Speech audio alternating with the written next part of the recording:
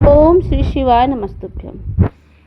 एक बार फिर से मेरे यूट्यूब चैनल पे आप सभी का बहुत ज़्यादा स्वागत है। तो सावन मास लगा है दोस्तों। सावन मास में भगवान शंकर की कथाएं सुनना बहुत ही पुण्यदायक होता है।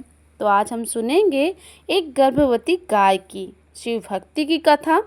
तो आप सोचेंगे कि ये कैसी है, तो चलिए कथा सुनिए और आनंद लीजिए।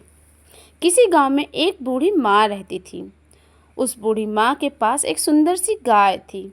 वह बूढ़ी माँ गाय से बहुत ज़्यादा प्रेम और लगाव दोनों करती थी, और वह गाय भी गर्भवती थी। एक दिन की बात है कि बूढ़ी माँ अपनी गाय को चारा डालते हुए कह रही थी कि ले हरी हरी घास खा, क्योंकि तू गर्भवती है। पेट भर कर खाएगी तो चारा तो तेरा बच्चा स्वस्थ हो पैदा होगा, और मुझ बुढ़िया का एक तू ही तो है सहारा। और गाय ने मन का सोचा और कहने लगी, मेरा भी सहारा आप ही हो, मेरा कितना ख्याल रखती हो। बूढ़ी माँ गाय को अपनी बेटी जैसा प्यार करती थी, और गाय भी अपनी बूढ़ी माँ को अपनी माँ की तरह समझती थी। उन दोनों का रिश्ता माँ बेटी जैसा था, मगर ये रिश्ता ज़्यादा दिनों तक ना रह सका। एक दिन अचानक ही बूढ़ी माँ चल बसी और गाय अनाथ हो गई। बूढ़ी माँ बूढ़ी माँ की चिता के पास गाय खड़ी होकर सोचने लगी और कहने लगी कि माँ, तुम तो अपने मुझे अनाथ करके चली गई, अब पता नहीं मुझे कहाँ कहाँ भटकना पड़ेगा। यह सोचकर गाय वहाँ से चली गई। बूढ़ी माँ धार्मिक विचारों की महिला थी, और उनके साथ रहने के कारण गाय में भी गहरी धार्मिक आस्था पैदा हो गई थी। गाय भगवान शिव की सच्ची मन से भक्ति करती थी, इसलिए वह रंभाती हुई गाय भगवान शिव शंकर के मंदिर के पास जाकर खड़ी हो जाती है और कहती है कि हे महादेव, मेरी बूढ़ी माँ को वैकुंठ में जगह देना, और साथ ही मेरे और मेरे होने वाले बच्चे की रक्षा करना। भोलेनाथ उस दिन के बाद गाय के पास वाले जंगल में गाय भटकने लगती है। वह और भूख लगने पर हरी हरी घास चरती है। फिर वह जंगल में पुराने शिवलिंग के पास आकर आराम करती है। सोते जागते उठते बैठते बस भगवान शिव का नाम ही जपती रहती थी। एक दिन गाय को बहुत तेज भूख लगती है, तो वह सोचती है कि आज तो बहुत भूख लगी है, और नदी के पास ही को उगी कोमल कोमल हरी घास खाने का मन करता है।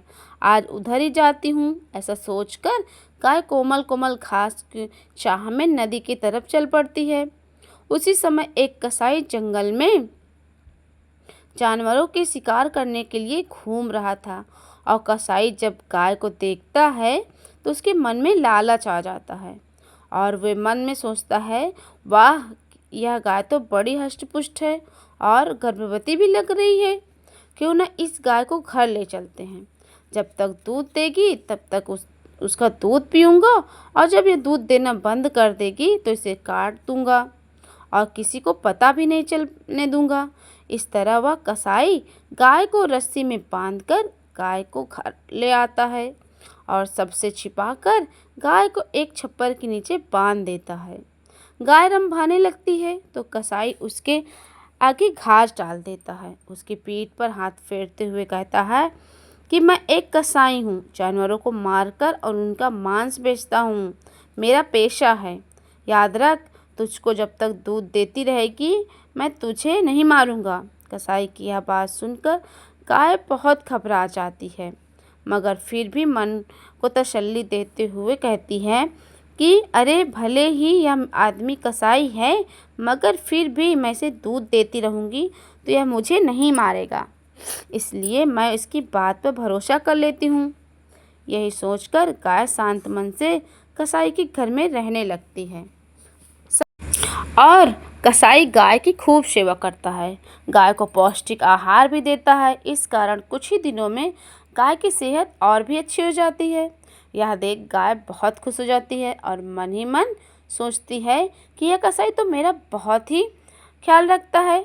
जब मेरा बच्चा जन्म लेगा तो मेरे थन से दूध उतरेगा, तब मैं इस कसाई को बाल्टी भर भर दूध दूंगी।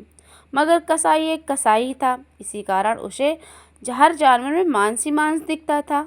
वह अपने घर में जानवर ही पालता था और उसे काटने के लिए ही पालता था। एक दिन उसके पास मांस का एक बड़ा ऑर्डर आता है, तो वह गाय की ओर देखते हुए कहता है, क्यों ना इसको काटकर मैं बेच दूं और किसी को भी पता भी नहीं चलेगा कि यह गाय का मांस है, यह जंगली भैंसे का। यह सोचकर कसाई गाय को काटने के लिए तैयार हो जाता है और गाय थरथर कांपते हुए भगवान शिव को याद करती है और कहती है, हे महादेव, मैंने आपकी अगर सच्चे मन से भक्ति की है, मेरी भक्ति की लाज रखो और इस कसाई से मेरे गर्भ में पल रहे बच्चे की रक्षा करो। गाय के ऐसा कहते ही शिवलिंग से एक काला नाग निकला और कसाई के घर में प्रकट होकर कसाई को डस लेता है। हाय मुझे नाग ने डस लिया, हाय मुझे नाग ने डस लिया। मैंने गाय को काटने की बात सोचकर मैंने बहुत बड़ा पाप किया। भगवान ने मेरे उसी पाप की सज़ा दी है। यह कहते हुए कसाई वहीं मर जाता है और भगवान शिव के चमत्कार से कसाई के कैद से छूटकर गाय जंगल में चली जाती है और कहती है कि हे महादेव, आपने मेरे और मेरे बच्चे के प्राणों की रक्षा की है, बहुत बड़ा उपकार किया है। उस दिन के बाद गाय जंगल में ही रहने लगती है। धीरे धीरे गाय के बच्चे का जन्म का समय निकट आता है, तो गाय का घूमना कम हो जाता है। वह एक पेड़ के नीचे आराम करती है और उसी के पास घास चर लेती है और वह हर समय अपने होने वाले बच्चे के बारे में सोचती रहती है और कहती है, मुझे बेटी हो या बेटा, मुझसे इससे फ़र्क नहीं पड़ता, मैं उसे बहुत प्यार दूंगी। मैं अपने बच्चे के साथ खेल लूँगी और उसे भगवान शिव की भक्ति के लिए प्रेरित भी करूँगी। एक दिन गाय घास चरने जाती है तो उसे प्यास सताने लगती है। वो सोचती है कि मुझे बहुत प्यास लगी है, पर वह थक भी गई हूँ और नदी पर पानी पी लूँ, पानी पीने ही जाना पड़ेगा। यह सोचकर गाय नदी में पानी पीने चली जाती है। जब वह गाय नदी में पानी पी रही होती है तो अचानक उस पर एक भूखे शेर की नज़र पड़ जाती है। शेर सोचता है, वाह, आज कई दिनों के बाद बड़ा शिकार मिला है, बहुत भूखा हूँ, अब तो मैं इसे खाकर ही पानी पीऊँगा। यह सोचकर शेर गाय पर झपट पड़ता है और उसकी टांग को अपने जबड़े से जकड़ लेता है।